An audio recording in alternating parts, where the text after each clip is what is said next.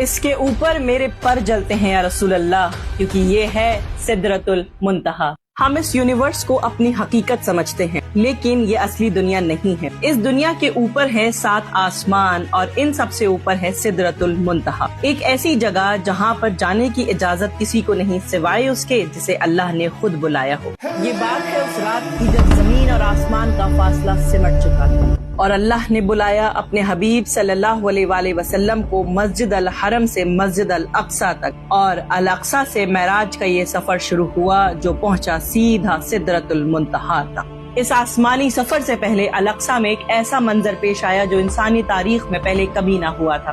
وہاں تمام انبیاء اکٹھا ہوئے اور امامت کی خود امام کائنات صلی اللہ علیہ وآلہ وسلم نے۔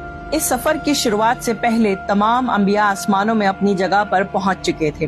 پھر آپ کے سفر کی شروعات ہوئی جبرائیل امین کے ساتھ میں، اور پہلے آسمان پر آپ کی ملاقات ہوئی آدم علیہ السلام سے، دوسرے پر عیسیٰ علیہ السلام اور یحییٰ علیہ السلام سے، تیسرے پر یوسف علیہ السلام سے، چوتھے پر ادریس علیہ السلام سے، پانچویں پر ہارون علیہ السلام سے، چھٹے پر موسیٰ علیہ السلام سے، اور ساتویں پر ملے ابراہیم علیہ السلام۔ پھر آپ آسمان کی اس آخری حد پر پہنچے جہاں علم، فرشتے اور مخلوق کی ساری حدیں ختم ہو جاتی ہیں۔ اس سدرۃ المنتہا کی شروعات ہوتی ہے چھٹے آسمان سے، جو روایتوں کے مطابق جنت کا وہ حصہ ہے جو پیور گولڈ اور پیور ریڈ سٹون کا بنا ہوا ہے۔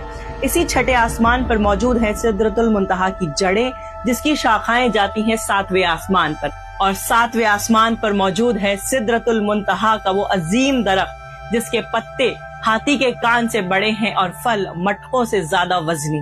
اور آپ نے فرمایا جب اس پر اللہ کا نور پڑا تو اس نے ایسے ایسے رنگ بدلے جو کسی آنکھ نے نہ دیکھے اور نہ اس دنیا میں کبھی نظر آئے، کیونکہ یہ رنگ اس دنیا کے اسپیکٹرم کا حصہ ہی نہیں ہے۔